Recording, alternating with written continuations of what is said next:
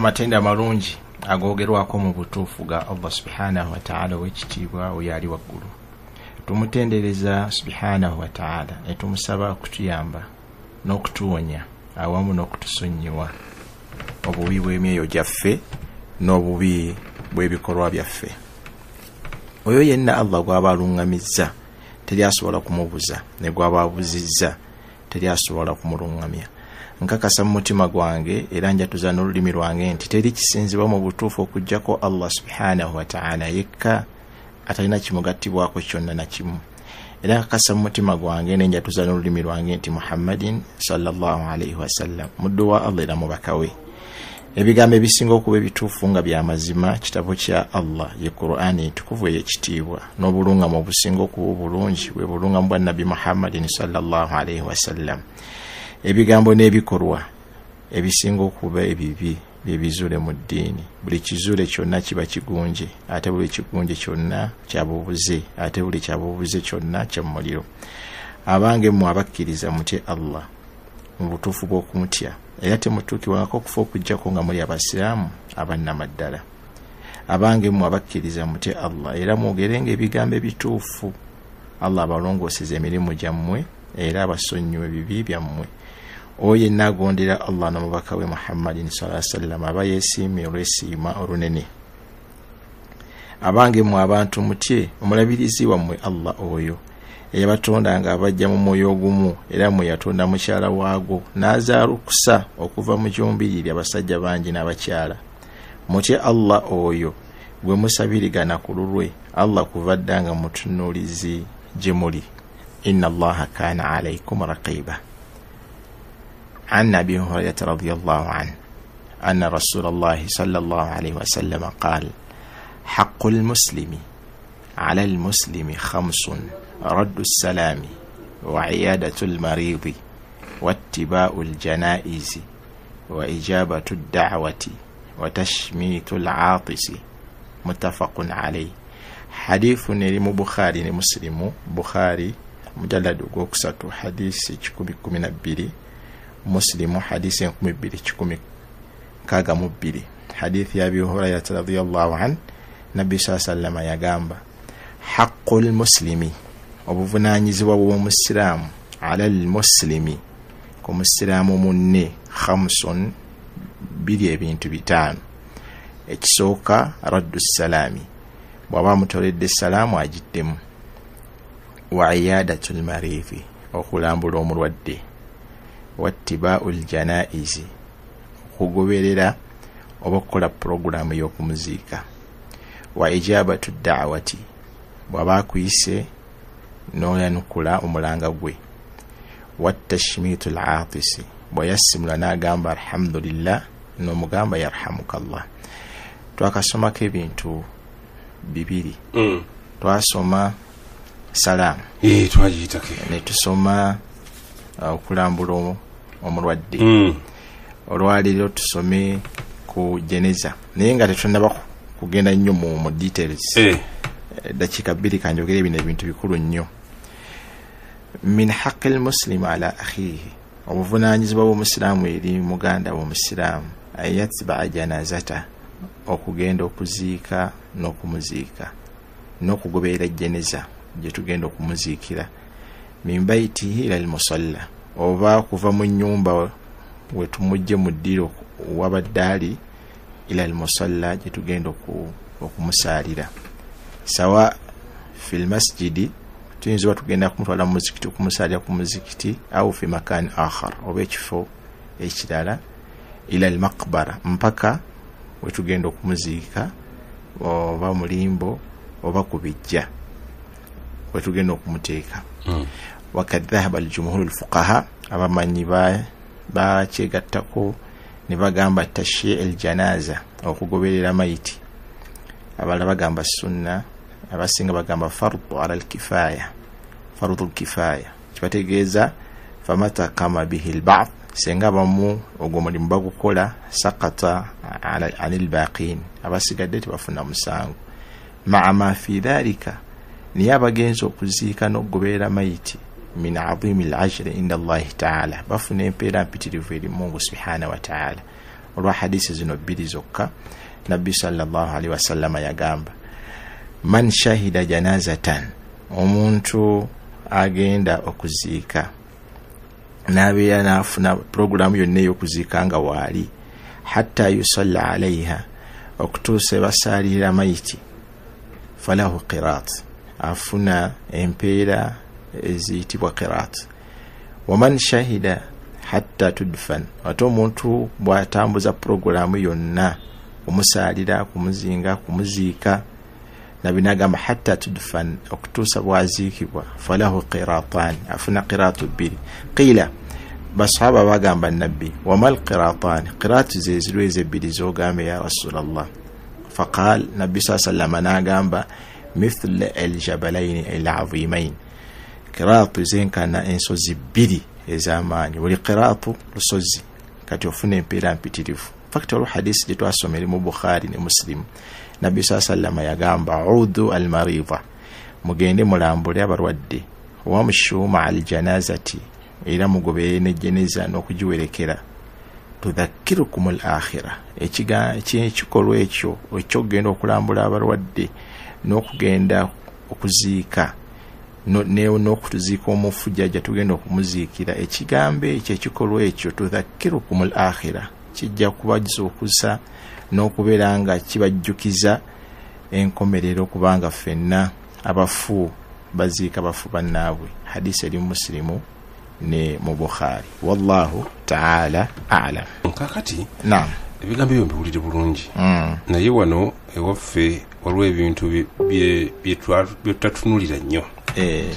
Kakati njagala tusookere biki ebirungi byalikoleddwa ku muntu nga tumwerekerako naddala jeneza ye. Ekyokubiri, biki ebibi bye tutandikoze nga tuwerekera, kubanga waliwo kalumanywera mungi. Kituufu. Njagala tutunule mu hadisi eyo kyekirimu.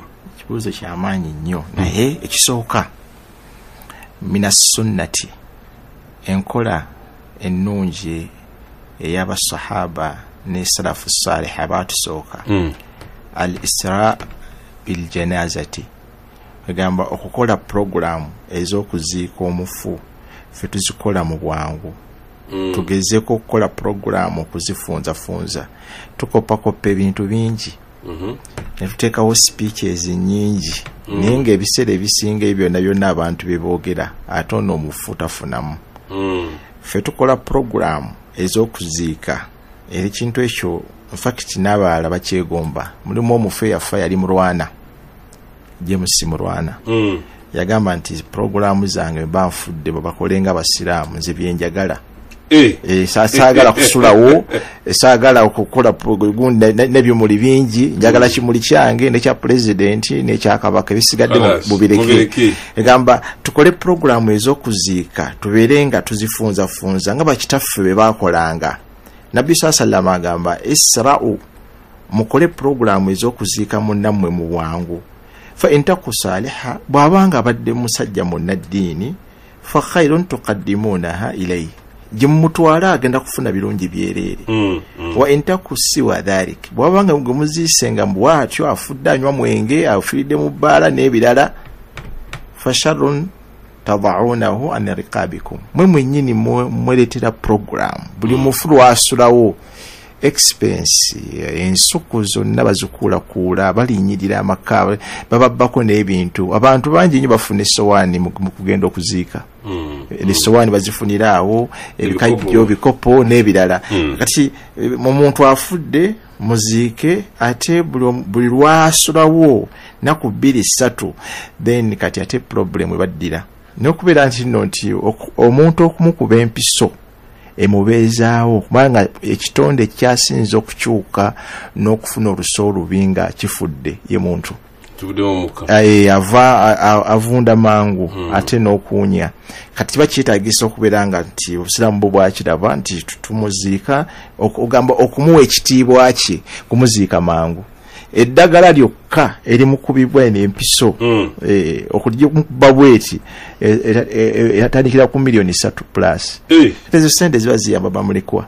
Nabadde ku TV ya Gatali Konfufu nga abavubi bagamba oli bwabanga muvubi ne bwabanga afiridde Masaka oba afiridde wa tujja kumukomyawo ajje wano asooka ku nnyanja asooka tumutwale ejja tugenda kumuzika kale kisooka ekyandibadde kituufu okwanguyiriza kukola pulogulaamu y'okuziika omuntu naye tebategeeza kudduka sipiidi kumutwala ku sipiidi nga tugenda okumuziika sikibategeeza tebategeeza sipiidi kugenda kumuziika bategeeza kukola pulogulaamu ez'okuziika mu bwangu tuziike tumale ntwala mpola tuli bweki nabbi agamba esra'u biljenezati nti mukole program mwangwirize oba okuziika obanga mutwala omufu tebategeeza kukwata jeneza kudduka misinde waliwo kojja wangu omu yali afudde bano bo bakitegera kwangwiriza mufu kumutira kati ahe nasosotoka mu kimu jeneza nagwa wansi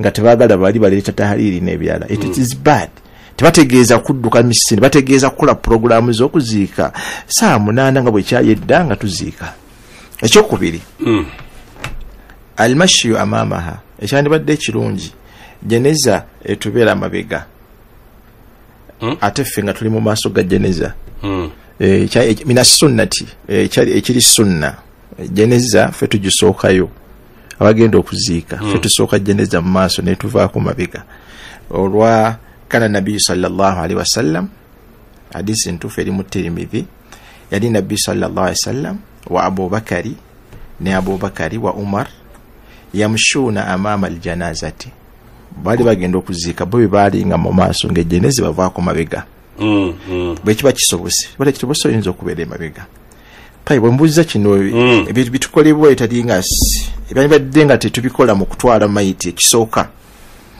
khuruj an-nisa'i ma'a al-janazati abakyala tebagenda kuziika eyo nkola in fact tukyagikuuma wano mu Uganda tukyagikuuma kuba nti waliwo abagala ogiviolate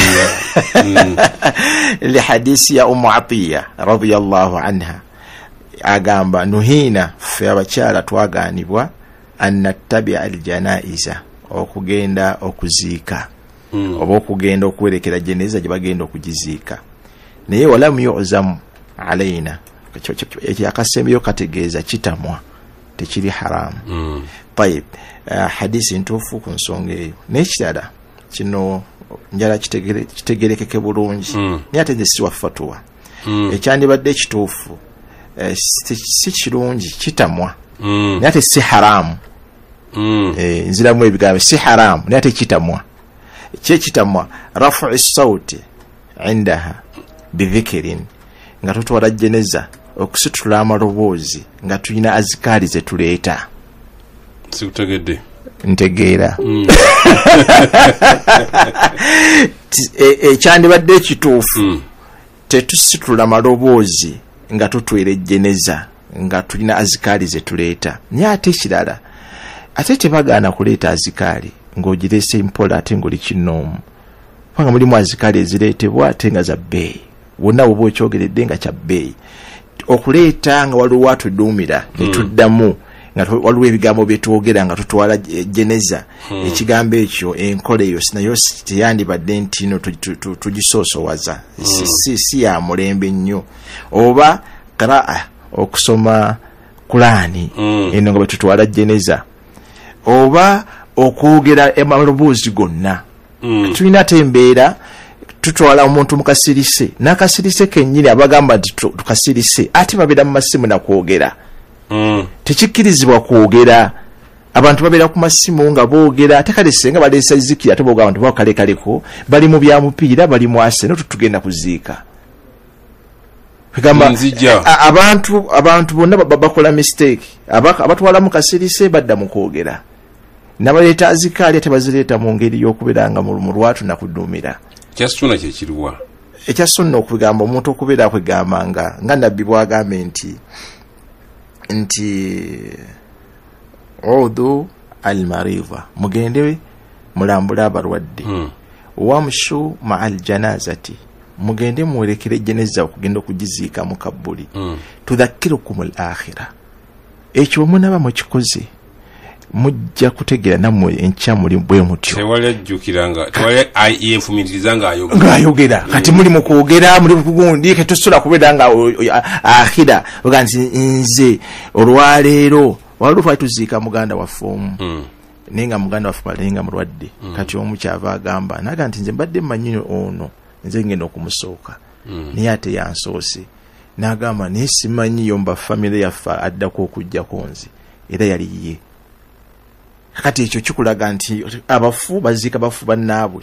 Kati tiwali nnyo kuleeta maloboozi oba kusoma Qur'ani mu ddoboozi n'okuduumira abalala balikole oba okubeera nga twogera emboozi endala yonna tubeere nga tugamba nti oyo gyagenze naffe gye tudda.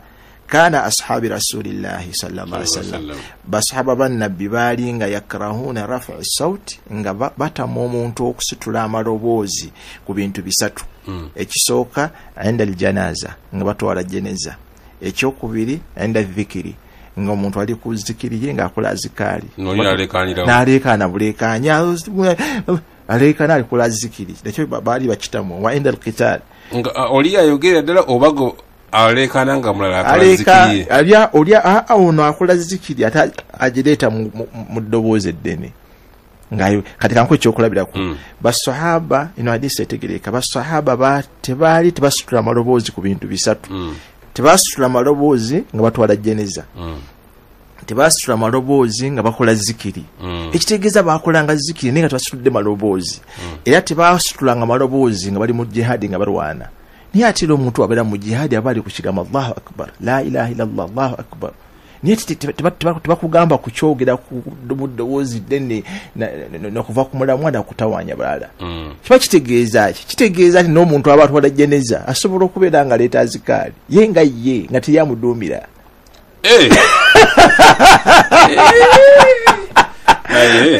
bayo man kana akhiru kalamihi la ilaha illallah dakhala aljanna subhanallah wa bihamdi subhanallah alazim Allahumma ighfir lahu warhamhu Allahumma ighfir lahu warhamhu. Kati ati abalaba nabagamba ati tewali kwogera ate bonna babijjawo. Kakati tewali azikali kyeziri muayyana ezisomebwawo. Nabbi yagamba nti gamba id'u li akhikum was'al lahu tathbita fa innahu al'ana yus'al. Musabire nnyo muganda wa mmono era musabe Allah munyweze mas'ala gali awo aman rabbuka ma kitabuka binene nnyo. Abagenda kumubuuza kana nakataano ng'ali mu kabbuli yakati awo lwaki tomusabira Allahumma ighfir lahu warham Allahumma ighfir lahu warham Allahumma thabbituhu. Gamba alina okuleeta ebyo naawe nyini naawe neweesabira subhanallah bihamdi subhanallah alazim la ilaha illallah wahdahu la sharika la. Kubanga ono obadde osula naye ku buliri bumu yagenze onabadde mukwano gwo obbi mwasoma n'ebirala togamba mbuno nti ojja kusirika busirisaawo bwotyo bagamba rafu sauti. Rafu n'omuntu ali buli mu jihadi aleeta azikari naye kibatamu ate kuleeta azikari mu ddoboozi kiki eriya waggulu kandabe ndowooza bakitegedde inshallah. Ekyokubiri aljulus qabla an tuda aljanaza min ala al'anaq. Ogamba bwe tugenda okugenda okuziika kati wabawo ate abantu nga bali tugenda okuziika eno mugundi mu makbara mulimbo naye nga abalala batudde. Nabbi ekyo yakigaana. Nabbi sallallahu yagamba idha atba'tum aljanaza bemba mugenda okuziika fala tajlisu temutuula hatta tuda bil ard okutuusa nga jeneza emaze okugibwa mu mayiti ngemaze okugibwa mu jeneza ne bagiteeka ku ttaka nga bagiyingiza. Kati awo osobola kyotegeeza n'okutuula awo just kukakkana oba n'ofukamira oba n'ositama ng'oli kwazikali n'okusaba edduwa. Ekyo no problem hadisi ntuufu. Akati ebigambo byo byombuuzizza ombuuzizza ebintu ebibiri ebirungi n'ebibi. Kati ebirungi byebyo okubeera tukole programu y'okuziika mu bwangu. Ekyokubiri okubeera nga jeneza ffe tugibeera mu maaso then ebitamwa bingi naye ng'ekikulu mu byo abakyala tebagenda kuziika tetusitwanya amaloboozi nga tugenda okuziika n'ekirala tetutuula nga maiti ne bakugaki kugenda mu ttaka. Wallahu ta'ala a'lam. Era tugende mukumulako nga tumaze okutunulira biki ebirungi ebikoleddwa ku musiraamu oba n'ebitamwa. Kakati omanye ebintu by'okuziika bino nabyo birabika ng'ebya bulijjo naye nga si bya bulijjo. Era mubeeramu ensonga nnyingi nnyo eziba ez'ensobi ze tukola nga situmanyi kikulu naye nga sina kutuuka yeeyo okuziika omusiraamu. Biki byabadde akolebwako bisaanidde okuba nga bimukolebwako nga tumuziika ng'aziikibwa. Kubanga awo nawo waliwo ebintu bingi kati tulabye tuwerekedde naye tutuuse wano tuyitibwa okuziika kwennyini. Fact waliwo ne aya mu Qur'an egamba nti thumma amatahu fa akbara. Bali bategeeza Mungu yatta omuntu oluvannyuma ate ne bamuziika mu ttaka. Naye waliwo akasigalidde katono mbadde mbuusa makyo kubanga watugambidde eno okuva mu bulwadde n'okufa n'okumutwala sirawo okusaala niye awo kale tuyinza kuba tusaalidde naye nga tumusaalidde kambuze ekiri opposite nga tukoze tutya tetusaalidde muntu oyo naye ne tumuziika kikulu nnyo n'ekyo kubanga nawe waliwo awo kati tutusaalidde naye ekyokusaalira kola kigiweeko naye kandi tekyamasala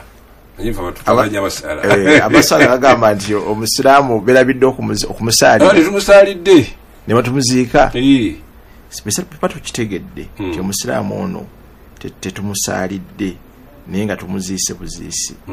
Sulli alayhi wa huwa fi qabrihi. Tugenda wali mu kabuli ne tumusaalira olw'ensonga batuufu olw'ensonga nti Nabbi sallallahu alaihi wasallam yasaalira omukyala allati taqumu almasjida yali yalongoosa omuzikiti naafa ne bamuziika nga Nabbi tetamugambye naye nga Nabbi naagera n'amusaalira baada an dufinat nga bamaze okumuziika wasalla ashabahu khalfahu ne basahaba ne bamusaalira emabega we. Hadisi eri mu Bukhari. Kiba kitegeeza nti omuntu osobola okusaalira omufu babeera nga abantu tebamusaalidde n'ojja ku ntaana waali n'omusaalira nawe n'omuntu kwegamba kiyinzika okuba nga kitwaliramu n'omuntu gamba salatul ghaib. Omuntu ali wala nnyo even if wadde nga bamusaalidde naye nga gwe nolabanga akwatako nnyo obanga alina kye yabakolera tugeze nga Gaddafi nabazimbira omuzikiti n'engeri gye bamuzikamu tetegerekeka abasiraamu ne mwekolamu omulimu mwe ne mumusaalira kya bbeeyi. Iri sallallahu alaihi wasallam ala Najashi. Nabbi sallallahu yasaalira Najashi wa huwa fil Habasha nga Najashi ali Habasha mu Ethiopia والرسول والمؤمنون في المدينة المنورة atenga Nabbi ali mu Madina. Ekyo kitegerekeka. Ekirala kiri kinadde gambi kinadde nsokeddeko omusiraamu tumuziika tutya. Enziika yaffe y'abasiraamu tumusiraamu ffe tusoma ekinnya nga kiri wala. Ekinnya kibeera kiwanvu bakiyita ta'amiq al-qabr. Ekitusima ekinnya nga kiwanvu nga ekigendererwa nga tetwagala bisolo bino bisolo biwunyiriza nnyo era byagala nnyo ennyama. Kati tumuziika nga ali wala ng'ebisolo tebisobola kumutakula kumulya. N'ebigundi n'ebinyonyi olw'erama olunaku ezo naggalamu abantu bamuziika musimanga fuuti 10 ayagala eri wala naye musi mubi Mungu ekikulu mu kutusaasira naye ffe tetwagala bisolo okumuziikulayo okumulya n'ebinyonyi mulimu ebinyonyi ebizuukula ennyo ate nga biwunyiriza olusu. N'ekirala wayuhjab raihatahu n'olusu lwe lennyini bamuziika okumpi olusu luvaayo wegamba luyinza okufuluma fatuudhiya ne lukosa ate abalala nti ki ekiri anti gundi yafa Haji Kamadi bamuziikaawo. Nabbi sallallahu hadisi ntufu yagamba ahfiru musime ekinnya wa aamiku ate musime ekinnya nga kiwanvu wa ahsinu mulongoose mu kuziika ne mu kusima wa adfinu ithnain musobola mukinnya ekimu okuziikamu abantu ababiri wa thalatha muyinza n'okuziika abasatu. In fact nze first born wange namuzaalira Saudi nagenda ne mukyala e Saudi kati naafirayo Mungu amusaasi yali Zubeida okusooka okukiraba twali Madina ne tumuziika e Baqi naye twamuziika mu kinnya kimu emirambo gyali 9 kabuli emu eyinza okubamu abantu 9 nabbi na hadisi gyagamba wadfanu ithnain muyinza okuziika abantu babiri mu kabuli emu oba basatu fi qabrin wahid. Faqalu nabbi sallallahu alaihi namubuuza man nuqaddimu ya rasulallah kati tubapanze tutya ani asookayo wansi mwenye asookayo abawebbeeyi ani asookayo wansi ani abwokubiri n'okudde waggulu. Qala sallallahu alaihi wasallam qaddimu aktharuhum qur'ana yakwata Qur'an yabasooka wansi. Hadisi ntuufu teriko kigambo n'ekirala bwe tuba tuziika ogani tuziika tutya ffe tusima ekinnya waliwo kibayita mwanadaani Seka Farisi yanambulira mwanadaani naye awuliriza Seka Farisi mashallah tidalasa jivamu ngalagawa mashallah mwenye naye muntu wa dalasa Mungu amsasi. Tayib al-lahad wakibetibwa mwanadaani kwe kubegamba nti al-hafru fi janib al-qabr al-ayman okubera tusima ekinnya wano ku side ya ddyo ne tusima yatakanya eri munda na kitwagala tumuziike n'ettaka lino liberenga teri mugwako niye ate bade enzike etali basiraamu bo bamuteeka mu makkati ne bamusaaka ettaka kuba kumubonyaabonya na oluusi baziika bati ogenda okulaba nga asogonyuka n'ebirala kati ffe tusima mwanadaani ne tumuteeka eri mu nsonda ne tusaako olubaawo ettaka kinnya kyalyo nga terimugenzeeko. Fakti hadisi ntuufu ya nabbi sallallahu alaihi yagamba allahdu lana washaqqu lighayrina. Allahdu mwanadaani yaffe washaqqu n'okuziika omuntu nga mutadde mu makkati gaki gentaana bannaffe bali. N'ekirala bwe tuba tuyingiza omufu nga tumuyingiza mu kabbuli tumuyingiza eno kabbuli gyesemba kugamba amagulu gye gandibadde bwe tumuyingiriza bwe tuti tulimate kumukyusa ate nga tuli muli munda mu kabbuli tumuyingiza bwe tuti munda ne tuyingira ne tumuyingizaamu. In fact bwe kibanga kisobose oluusi abantu bayinza okuba nga bangi n'ebirala tuyinza nenga ekikulu tugamba tumuyingiza nga tumuva kiki mabega. Tayib ne omuntu tuba tuziika omufu yuwajjihuhu ila alqibla tumukola tutya tumutunuza mu kibula egamba kibategeeza yebakira ku side yaki eya ddyo. Bwe tuba tutuusiba tuti mu kabbuli ekirala nga tumaze okumutuuka mu mwanadaani nga tumubasiza ku side eya ddyo then tusumulula kano kabadde bamusibye mu ngeri ejeneza kubeera nga tatakyukakyuka n'ebirala tusumulula kano kabamusibye zino esanda netuzitaggulula n'abeera kwegamba nga ali open. Nekirala omuntu ono amuteekayo mu kabbuli kino kikulu nnyo abasinga bakimanya Mungu asasire abalimu baffe bakikozesa nnyo. Bwe tuba tumuteeka waadhuhu bana basse mu kabbuli abateekayo omuntu mu kabbuli tugamba bisimillahi wa ala millati rasulillah.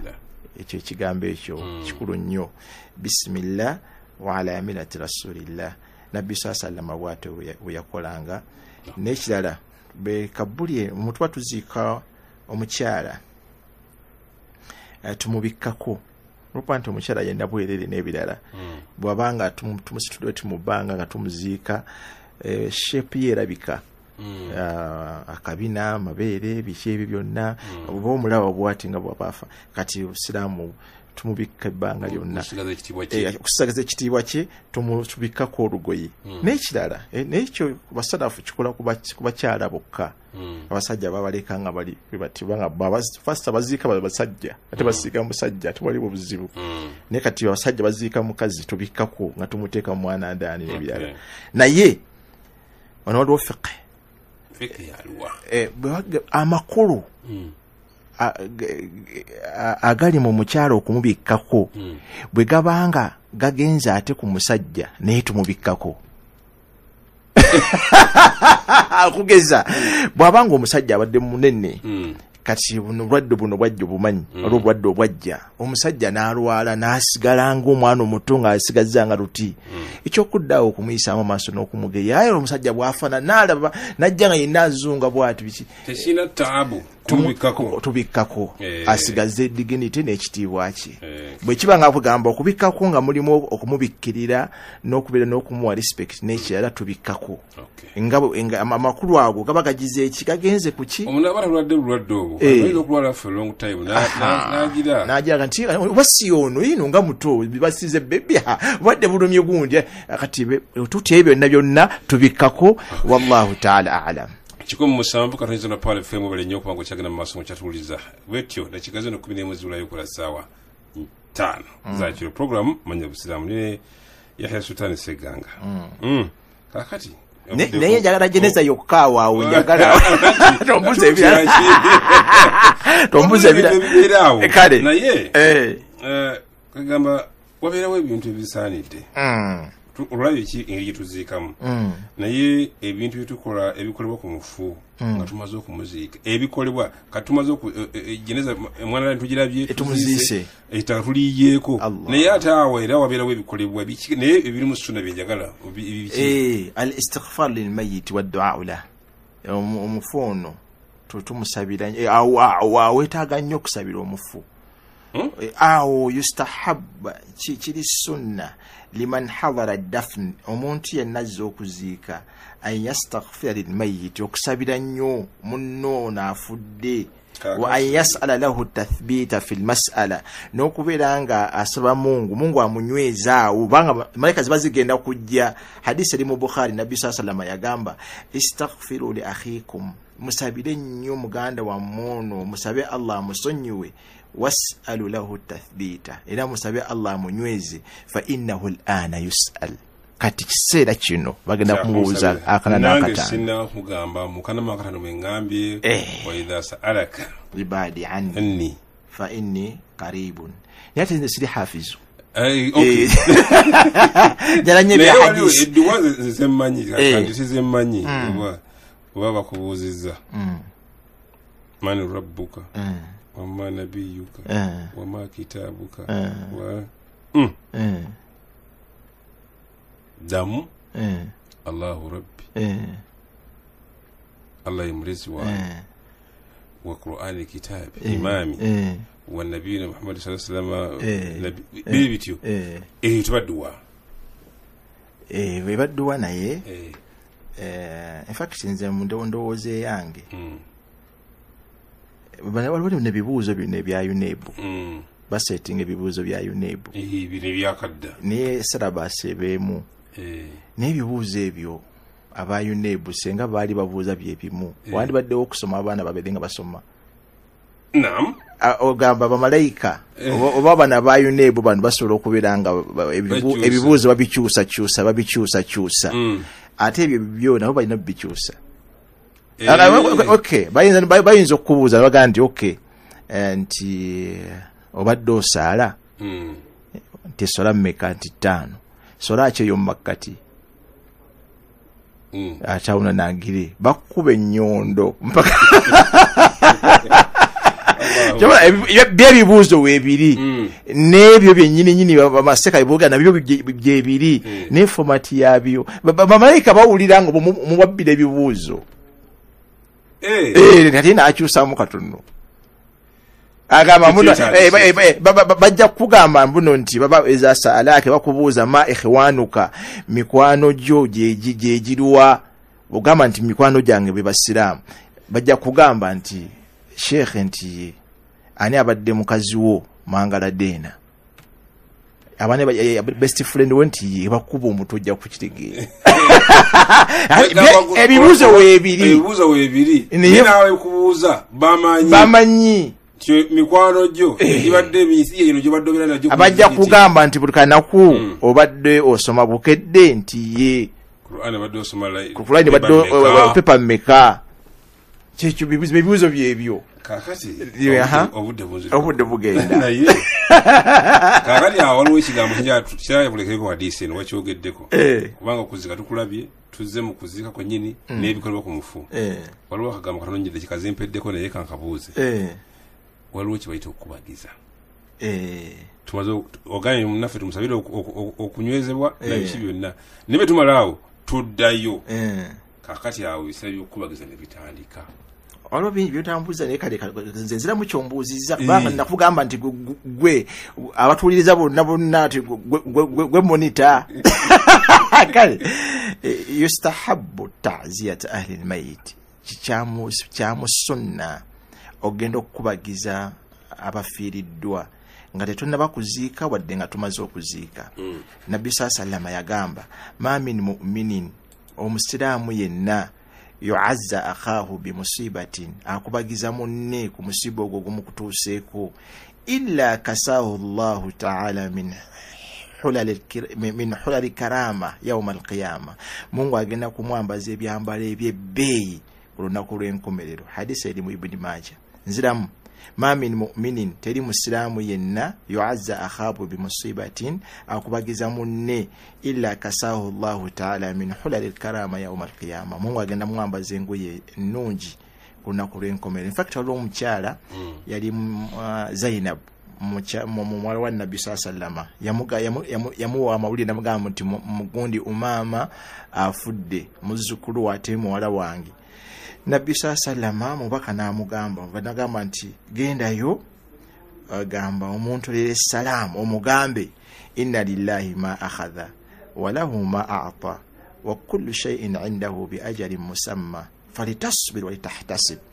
Genda omugambe nti Allah ekyo kyatutte kiki era Allah ne kyawo omuntu kira kiki buli kintu kyonna kina specific time yakyo kikigenda kitambuliramu okudde wa Mungu. Naye mugambe muwala wange agumiikirize afunimu empera mu kufaako kw'omwana okwo.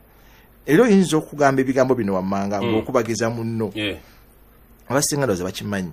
a'adama Allahu ajraka wa ahsana azaka wa ghafara limayitak.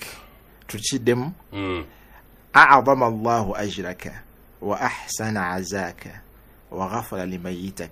Oyinza okukigamba omuntu okubagiza kuba kuwedde ng'okigambye munno ate no gwe bambaga al-mu'azza ono gwe bakubagiza yagamba ki uli akusabidde eddiwa ugamba amiina mugamba oba bwomanyi oluwalabu olusingako oyinza okugamba ajaraka Allah wala araka makruha. Mungu akwemu empeera ezo Mungu zaawo omuntu akubagiza munne ate Mungu naawe takuwa ekitamu omutima gwo. Munnange ng'olabye omwana wabadde akutegeera kakati ate kakati munnange ogenda kulu otya nedda ogamba indayo okuliye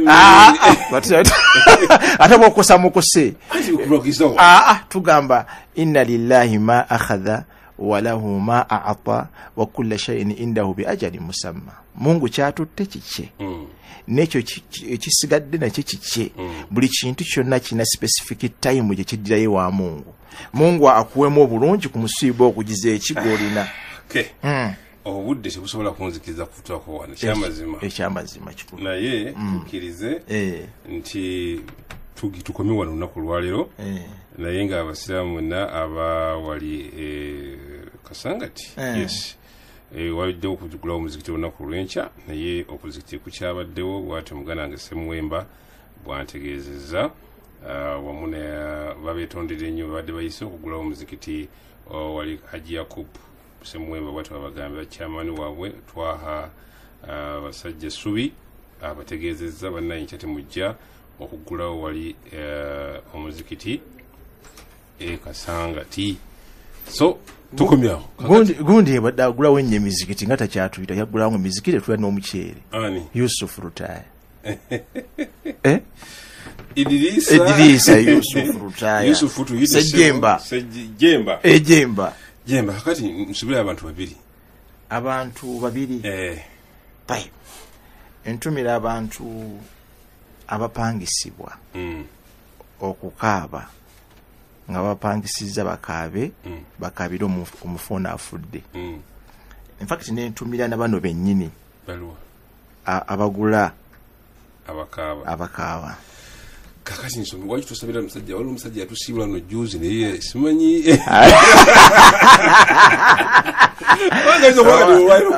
ayinza okwekyanga ssebo ajja kutusiibula mungu wamaanyi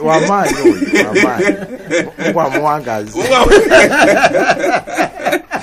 nyino simanyi tekoleetya oyo wamaanyi atusibule akajja kutusiibula mungu amwe baraka ya rabbi sheka lwe tuli amina ya rabbi amina ngata biriko kale achesta ndi yagenda okujja sheka kaketo kwali mungu amwe baraka